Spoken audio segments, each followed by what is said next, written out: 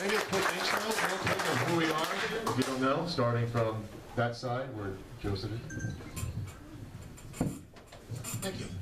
I'm Joey Senna-Rue from Planet the Grey Wolf. Also, I do videos on RetroWareTV.com. 16-bit gems, the way games work, and similar miscellanea talking crap about video games.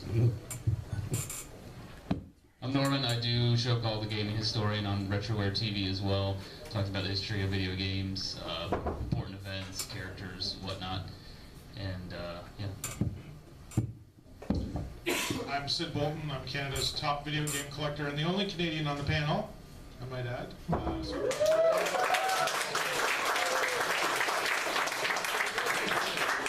I'm also curator and founder of the Personal Computer Museum in Brantford, which is Canada's only interactive computer museum, so come and visit us.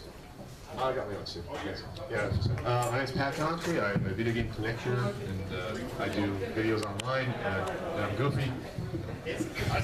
You are not goofy, Pat. Billy and I go to flea markets and you know, wherever to find retro games with my life partner here, Jay. And we are the Game Chasers. All right.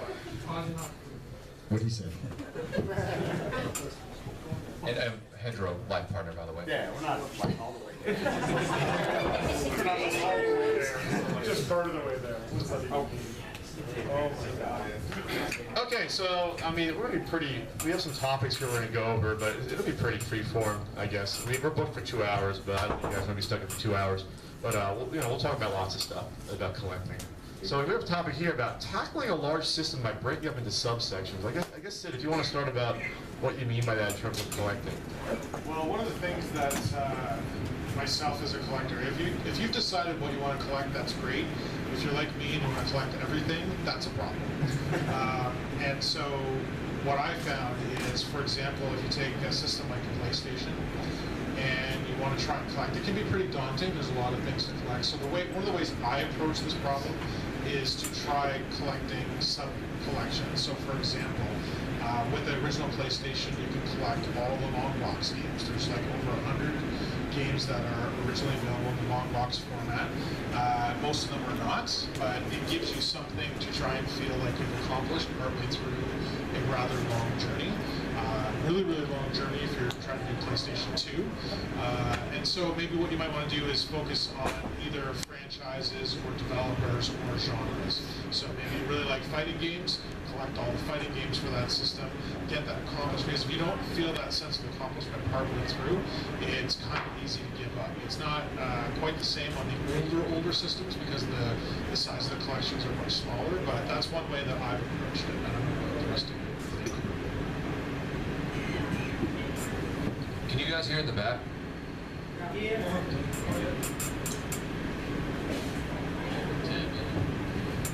Not especially yet.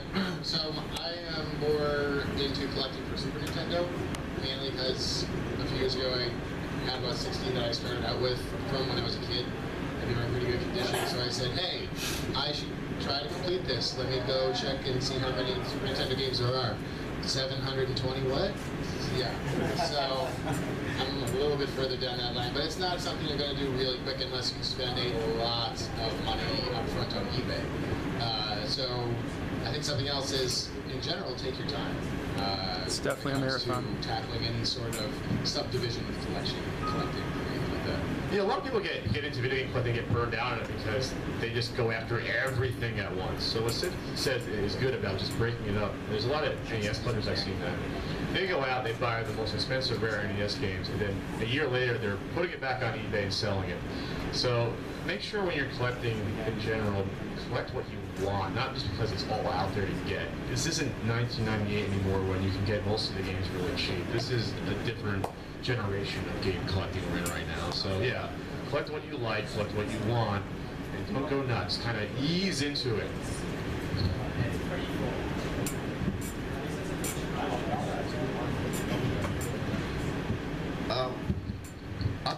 I basically collect for everything. Yeah, I just want all of everything. Go ahead. Right. I agree with Sid though with breaking it up into smaller sections. Like right now, I want all the Nintendo 64 wrestling games off. So that's what I'm going for right now. Picked up 3 on this trip, actually. There's a little spoiler for you. I kind of go for everything anyway because I'm ADD. And so when I try to focus on one thing, I'm like, oh, but that's cool. Let me get that. So it never really works out for me.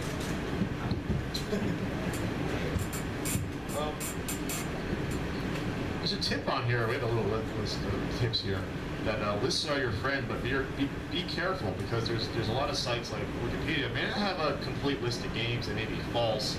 You may not know it, but like a lot of the NES lists will list some of the PAL games or Australian games on there, not just the US games. You got to be careful what you go for. But there are apps out there. There are good websites.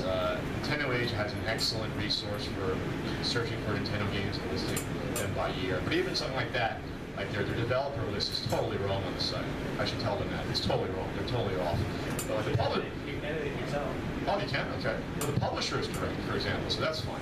So yeah, there's lots of resources when you're going out there, so at least you know where to start. So another one that I personally have used for my Super Nintendo collection, I'll probably keep going back to that, is Digital Press, because they have a master list of games for pretty much any system, what they consider to be official release games. You're not going to find Super Noah's Ark 3D on there or anything. But, I mean, would you say that they're a pretty good resource, Pat, Sid? I haven't used it that much.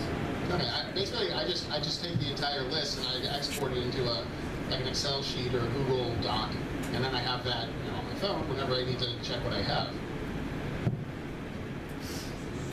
I would agree with that. There's also, as a collector myself, I've been very frustrated with lists because Wikipedia is particularly notorious for this, right? As you mentioned, there's games on there that are maybe PAL formats, and we'll talk about importing it later on. But one of the problems I've always found is that a lot of these lists have games that have been canceled. I have found online retailers that have listings for games, box art, everything, that would lead you to believe that that particular game exists. It's going to drive you crazy to try and find that. So I have actually created some of my own lists. I have friends that work for a lot of the game publishers and companies, and even they, like for example Sony, you'd think that they would have a list of every game they've ever published, right? Or made for the system. No, they don't. They do, but it has stuff on it because they grant licenses to a lot of developers who, for whatever reason, don't finish the game. They run out of money, the game gets canceled by the publisher, whatever. So the lists that are out there, just be really careful. That's one of my points. Like the stuff that's on my own site, for example, is stuff that I've verified, and I've used these lists to complete my own collections. I have a number of complete collections now, and I know that the lists are right because I physically have all the items, and I've done all kinds of verification to make sure I'm not missing anything. So just a tip, just make sure when you're trying to get everything on your list that you're using a good list to start with, otherwise you will go insane. Speaking of lists, how you track your collection, like I said, there are apps you can do. I prefer this method because it's cheaper and you can do more with it. You just create an Excel database, list your games in there. It might take a while to do it the first time, but after you do that, you're set. Put it on Google Docs. Now, you can get an app on your phone for Google Docs to access it, and then you can even edit it on your computer. It exists on Google's cloud, so you edit it on there from anywhere, and it'll update. Then your phone will be updated when you access the app too. And so you can not just track the games you have, but you make a list of like what I want to look for, what manuals I want to look for, different tabs in Excel files, and different files themselves. And that's the way I track my collection this morning. Yeah, and that's something, like I said, if you have a smartphone, that's something that's always on you if you're anywhere near a data connection. Right here, this is my Super Nintendo list, and I have box, instruction book, and actual game, and I just put a little X mark by that, and I have, you can write some little macros and stuff. It's really not hard. Go to the Excel help section and it'll tell you how to do it. And when I put a little X there, it makes a green box. When I have all three, it checks the little extra box that says complete, and it's easy. And I keep track, like a running total of games, so I can kind of track my progress every once in a while. Like, oh, I only have 500 more games to go. Yay! We use what's called NES Collector, N64 Collector, SNES Collector, etc., etc. Fortunately, it's only for iPhone. I guess if you have any device, or what do they call it, iOS. I'm very computer literate, y'all, so I apologize for it. It's not like what Joey was just saying. You can get like a wanted list. You make a wanted list, and it'll show you box art covers, and you can check cartridge, manual, box, all that kind of stuff, and it'll tell you how many you need left. And it's almost required unless you're okay with inevitably finding doubles, triples of things that you're like, do I have this? I don't know. I'll get it anyway, and you get home on. It's either that or sheets and sheets of paper, which I think that's also done. I started with sheets and sheets of paper. And then I came across this app, and I think the NES one was, what, $4 or $5? Four, and in my opinion, the best $4 I've ever spent. I started buying stuff I already had, especially for other systems like Master System. When I get home and be like, oh, it's already on my shelf. So. Yeah, 2004, taking Mike Epler's NES list, it was one of the first ever compilations of games that they did in 98, 97. And You know, carrying around the swap me literally like 12, you know, staples, and I'm just checking off the games I'm looking for. And that list wasn't even totally correct, you know, and that's how I used to do it back in the day. God, I'm old. All right. I used to use paper, started with paper, went to spreadsheets, same thing, and then today I use an app called Collectors with Z or Z, depending on where you're from, and it's available at collectors.com, and they do have an iPhone and Android app as well, a desktop app that's available for PC and Mac. And one of the things I like about that app, because I've been in the same boat as these guys, like I have bought so many things that I already had, so I always have to have my collection with me. They do have a mobile app. They do have a cloud version of your collection that you can upload, so I can access it from anywhere. I can share it with anybody without worrying about them getting access to any of my other stuff. And I find it works really, really well for me. Some people complain because, you know, we're always charging for updates and stuff like that, but you don't have to update, and it does support every single platform, so you can actually, like, one app that you'll have, like for someone like me who collects for everything, it's a better app for me, a better choice, because it covers anything, and even future apps, there's no restriction on, you can add your own platform, so when something new comes out, you can just add it, so that's the one that I use, but if you're specializing on just one list or something like that, then maybe one of these other apps would be a better choice.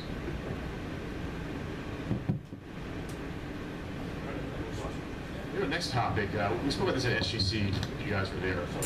But how do you deal with stickers in used games that are marked up? So there's a few tips. I don't know if we need to put it on the list, but Norm, get in on this. Yeah. Yeah. Especially if you go to kind of sketchy places to get used games. I mean, if you go to like swap meets or flea markets, that usually we get games that are pretty dirty. I've found that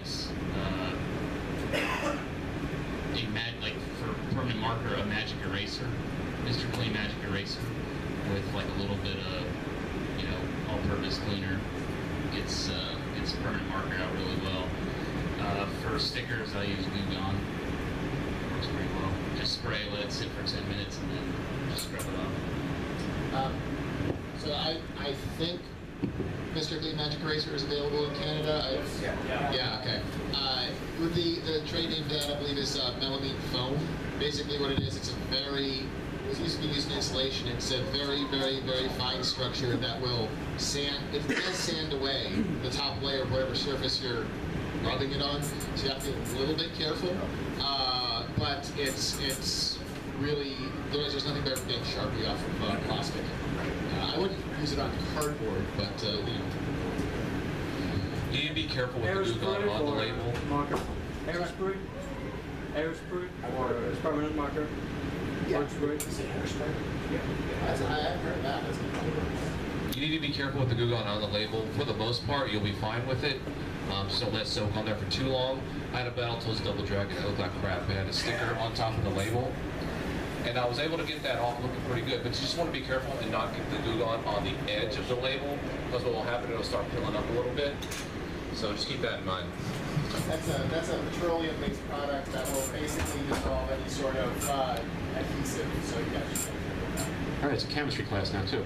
The other thing, the best thing, which you can use it on labels as well, but also for systems. So many systems come across that have packing tape on it or stickers.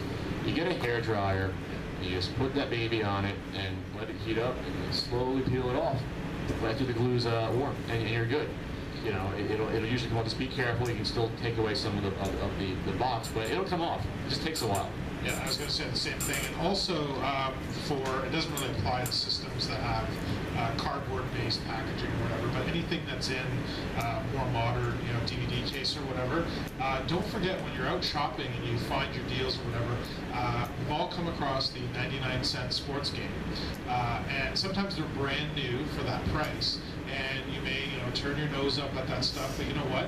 What a great deal. Buy those things and use the packaging and replace the guts and the sleeve from one that's, if you've got one that's particularly dirty or it's got a lot of stickers and it's just going to be a pain to do that, why not swap it? It's not, it's going to hurt you from doing that. I do that all the time. Especially for the PlayStation 1 dual discs or multi-discs. I recently got, or not recently, someone recently got Dragon Warrior 7, which is, it's an uncommon game. But it was cracked. I was able to get it for a good price on eBay because it was scuffed and cracked on the actual case. And I just had a crappier game, for example. I just swapped it out. You have to be a little bit careful, but swap out the paper inserts, and it just pulls up. It's a jewel case. Actually, you can buy repros of those dual disc sets. You can buy them online. They're like the exact same ones they used 15 years ago. Ooh, and something else, actually, I found this for, I think, it's probably for a lot of different things, but for Super Nintendo games in particular, it's hard to find the trays that games come in. You'll find a lot of boxes, like Super Nintendo or NES boxes. Or Game Boy games. Or Game Boy games, where people throw out those inserts, and so it'll just be the game inside. If you go on eBay, you can get dozens of them for not much, like $5, and they're reproduction trays. Or even the styrofoam bits for NES games or Game Boy trays, and so they are out there. You wouldn't think necessarily to look for them. It looks just as good as the old trays. Where would you go to find that? eBay. That's where I go. Another tip, if the back of your game, especially like NES cards or 64, if the back of the case is messed up or chipped, you can actually take a bit screw and replace it with the back of another game. They're identical, so. They're mostly identical. They're special ones. You just search on eBay for like N64. The same one is used for N64 and Super Nintendo. The NES is a different one, slightly smaller. They're like $5-6 shipped. You should be careful with them. The only thing is on the NES game, the NES did have like 3 or 4 different stickers. Like the later games had a battery like a gold sticker on the back, and the later NES games had smaller writing on the back for like the Flintstones Dinosaur Play card, but the original. But whatever. If you want to swap out your card back, who cares? No one's going to know or care. So. We've also got the French and the English. Exactly. You need the French and English backs too, so that exists. What else we got here? What to collect? Battery. Sure. You don't want to start about when to collect versus. You collect when it's cheap. When is that? Let's see. Well, if you're like me, it's all the time, because I'm cheap, basically. That's what it boils down to. So, towards the end of a system's lifespan, what would be the word there? Rue, you're smart. Life cycle. Okay. Yeah, towards the end, like Wii games right now are extremely cheap. Trying to think what else. PSP games are getting pretty cheap right now, I think. So, Yeah, I mean, it's really, but the best time is when the system's going out, because like modern stores you can go to right now, like GameStop or Best Buy, they'll just mark them down because they just want to get rid of them. They don't want them in the store anymore. Also, pawn shops, a lot of people will start trading their stuff off, their current systems off, and pawn shops and stuff, because they want to get the next thing that's just coming out, like the Wii U or the 3DS or the Vita or whatever. And so I've gone to tons of pawn shops and found awesome Wii games and DS games, even PS3 games, nearing the life cycle of PS3, which is dirt cheap. So it's a perfect opportunity. Be quiet, Billy. Hi everybody, my name is Elsie McMore. I'm Jessica, I'm house director. So we're not over capacity, but we're having trouble with the HCC. There's fire marshal warnings. So we're gonna go argue with them. But I'm gonna ask everybody who's over there in that corner, just make sure you're clearing the door. And I don't think it's fair to kick anybody out, especially considering we're not really at capacity, but if you do leave, what we're gonna do is we have buttons, and if you want to leave things to try to get a copy. Well, the guy, instead of buying Little Samson, he got a Famicom and imported Lickle, which is the Japanese version, and it is what, $80 compared to $700. There it is right there. Lickle, Legend of the Holy Bell.